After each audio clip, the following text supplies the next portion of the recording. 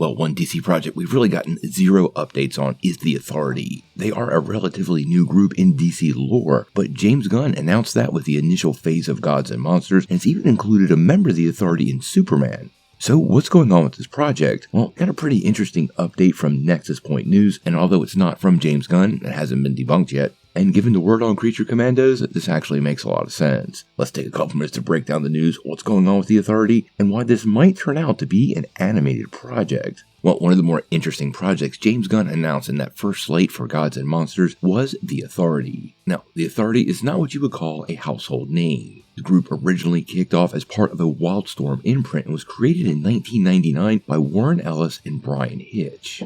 Basically, the Authority are a group of superheroes that get the job done by any means necessary. Now, the Authority first came around way back in 1999 and were developed by Warren Ellis and Brian Hitch, and basically followed a group of superheroes mostly made up of Ellis-created characters from the Stormwatch series.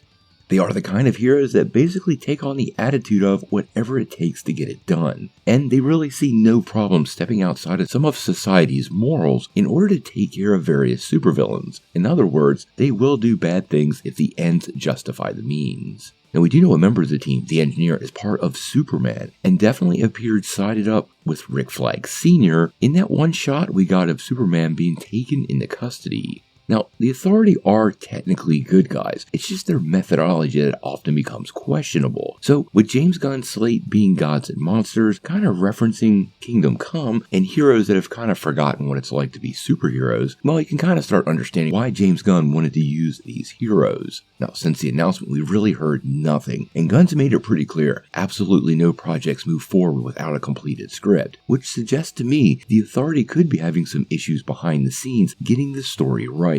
Now, recently we got a really interesting update from Nexus Point News, APOC Horseman. Now, Nexus Point has hit a series of pretty good scoops in recent months, but there is a bit of anonymity to this particular scoop, so I want to take it with a grain of salt until we kind of can establish a little bit of a better track record. Now, according to APOC Horseman, the Authority is definitely still moving forward, but it's being reworked. It seems like it was initially conceived as a live-action movie, but now it appears it will move forward as an animated feature. Now, it's unclear right now if this will be a series or if it'll be a single movie, but if I'm making any guesses, I think it'll actually be a series. Now, we're hearing some really positive things about Creature Commandos, and a large portion of the press has already seen the series, and although the details really haven't leaked out, it's been nothing but positive. I highly suspect the Authority is going to be given the same treatment, and there's a really good reason this works. One thing that seems to be a universal struggle amongst all superhero films is when you introduce a whole group of characters, and the Authority is a pretty sizable group of characters, well, there really isn't enough time to develop, get to know, set stakes, and then pay those stakes off within a 2-hour movie when you have 5 to 7 primary characters. Now, a series allows you to develop those characters right, and given that the Authority is not a household name, well, I think James Gunn would definitely want the time to flesh the group out, and that might be why a feature film has not been developed, because many of those scripts might have suffered from the same problems the Eternals did when Marvel tried to introduce a whole new group of relatively unknowns, where that process eventually bogged down the film.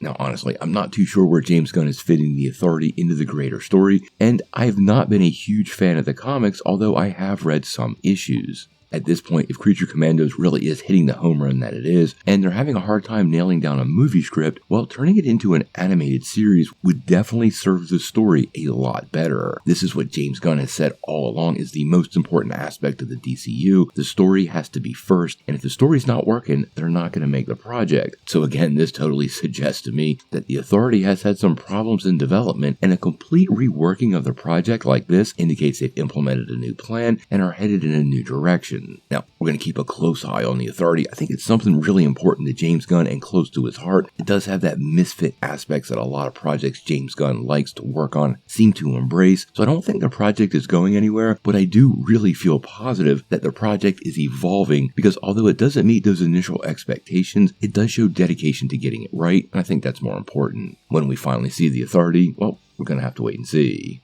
Now, before you take off, make sure you hit that like and subscribe button, ring that bell for all the updates, and make sure you get every notification, because we do daily Marvel and DC content, and we don't want you to miss any news.